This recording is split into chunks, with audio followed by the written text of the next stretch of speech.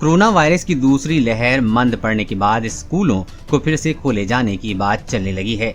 कई राज्यों ने स्कूलों को खोलने को लेकर फैसला ले लिया है। हालांकि अब भी कई पेरेंट्स ऐसे हैं जो कोरोना की संभावित तीसरी लहर को देखते हुए अपने बच्चों को स्कूल भेजने के लिए तैयार नहीं हैं। पेरेंट्स में बच्चों की महामारी से सुरक्षा को लेकर पूरा विश्वास नहीं आ पा रहा है। दरअसल इसके पीछे एक बड़ी वजह अभी तक देश में बच्चों के कोरोना वायरस की कोई वैक्सीन नहीं होना है। 18 साल से अधिक उम्र के लोगों का टीकाकरण तो हो रहा है, लेकिन बच्चों के लिए अभी टीका बाजार में नहीं आया है। इस वजह से लोग आशंकित हैं। एम्स के डायरेक्टर डॉक्टर रणदीप गुलेरिया भी कह चुके हैं कि उन इलाकों में स्कूलों को खोलने पर विचार करना चाहिए जहां अभी कोविड की पॉजिटिविटी रेट 5% से कम है। पिछले साल मार्च में कोविड-19 के प्रसार को रोकने के लिए पहले देशव्यापी लॉकडाउन के बाद से भारत के अधिकांश स्कूल बंद चल रहे हैं। डॉक्टर रणदीप गुलेरिया ने कहा कि भारत में कई बच्चे वायरस के संपर्क में आ चुके हैं और उनमें से कई लोगों ने नेचुरल इम्यूनिटी डेवलप कर ली है। उन्होंने बताया कि सितंबर महीने तक बच्चों के लिए कोरोना की वैक्सीन उपलब्ध हो जाएगी। कोवैक्सीन के बच्चों पर हो रहे क्लिनिकल ट्रायल के शुरुआती डेटा काफी उत्साहित करने वाले हैं। ऐसे में हम आपको उन वैक्सीन के बारे में बता रहे हैं जिनके आगामी समय में आने की संभावनाएं हैं।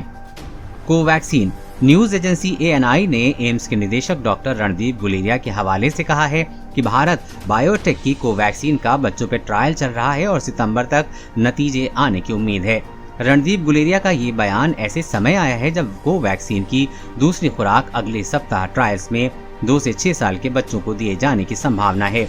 दिल्ली एम्स में 6 से 12 साल की उम्र के बच्चों को कोवैक्सीन की दूसरी खुराक पहले ही दी जा चुकी है। जाइडस कैडिला ने 12 से 18 आयु वर्ग के लिए अपने DNA आधारित कोविड-19 टीके ज़ाइकोव-डी का क्लिनिकल ट्रायल समाप्त कर लिया है और ये जल्द ही देश में उपलब्ध हो सकता है।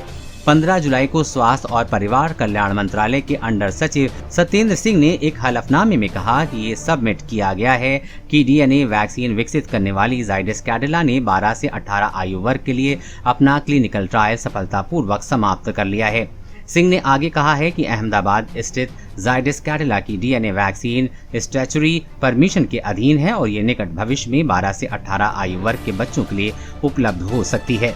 फाइजर डॉक्टर रणदीप गुलेरिया ने कहा कि अगर भारत में फाइजर बायोएनटेक के टीकों को हरी झंडी मिल जाती है तो वो भी बच्चों के लिए एक विकल्प हो सकता है।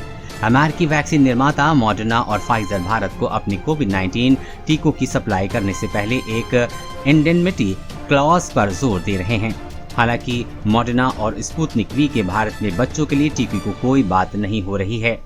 मॉडर्ना यूरोप में शुक्रवार को 12 से 17 वर्ष की आयु के बच्चों के लिए मॉडर्ना के कोरोना वायरस वैक्सीन के इस्तेमाल को मंजूरी मिल गई है।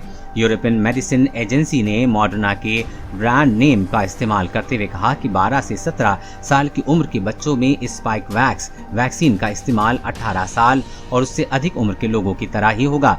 हालांकि ऐसे में देखना होगा कि भारत में ये वैक्सीन आती है कि नहीं और अगर आती है तो कब तक उपलब्ध हो सकेगी।